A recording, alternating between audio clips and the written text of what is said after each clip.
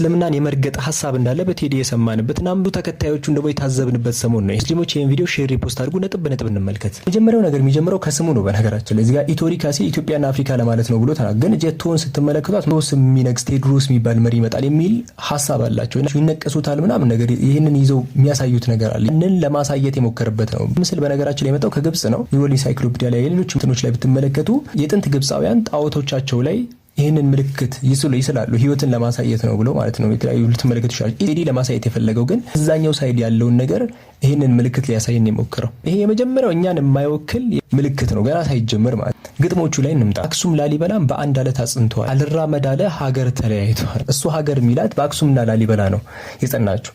ኢትዮጵያ እኮ በአክሱምና ላሊበላ አይደለም የጸናቸው። ሌላም እኮ መጥቀስ የምችለው ነገር ነበር። ነጃሺ ምናምን ማለት ትችል ነበር።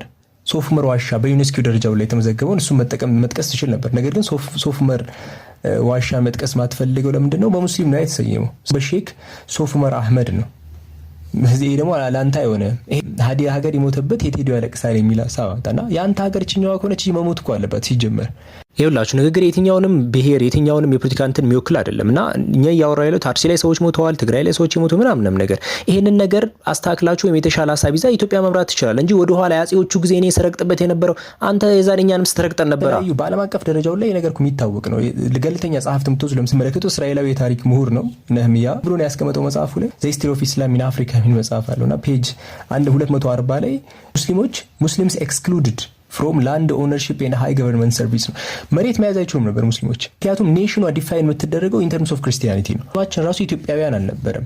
ሙስሊምስ ሪዛይዲንግ ኢን ኢትዮጵያ ተብለን ነበር ምጣ ይሄ ኢትዮጵያ ላይ የሚኖሩ ሙስሊሞች እንደዚህ ማለት ነው እንጂ ኢትዮጵያውያን ሁሉ አልነበር የምንባለው። ስንጨፈጨፍ ነው የነበረው። ለአንተ የተመቸ አንተ ገዳዩ ስለነበርክ እንጂ የተሻለ ዘመን ሆኖ አይደለም። ሌሎችም የታሪክ ምሁራን እንጥቀስ። ለምሳሌ ሮማን አሶሺየት ፕሮፌሰር ነው ይሄ ካልቸራል አንትሮፖሎጂ ምናምን ነገር ኃይለ ሥላሴ ብቻ አይደለም ባይዘው ሌሎችም ሲጨፈጭፉ እንደነበ ዝም የአንድ ሰው ሊጨምርላችሁ ብዬ ነው። ለምሳሌ አጼ ዮሐንስ አራተኛ ብትወስዱ ሲያሰቃየን የነበረው አጼ ዮሐንስ በነገራችን ላይ አንድ ነገር ደንግጎ ነበር። ያ ድንጋጌ እንደው ታውቃላችሁ that Muslims should accept baptism or banned from the country መጠመቅ አለባቸው ወይም ደግሞ ከከተማው ሊታገዱ ይገባል የሚል ነው ያመጣው እና Muslims who refused to convert were executed ክርስትና አንቀበል የሚያዩት ሲሰቀሉ ነበር።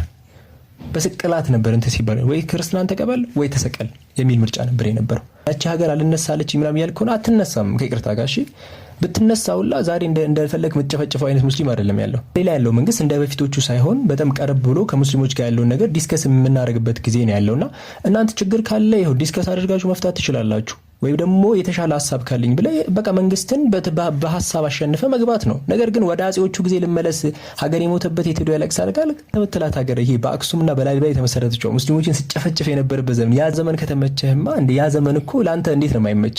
ሲጨፈጭፍ ነው የነበረው ያ ዘመን። እዚህ ያንን እርሳተ የመቼም አይፈ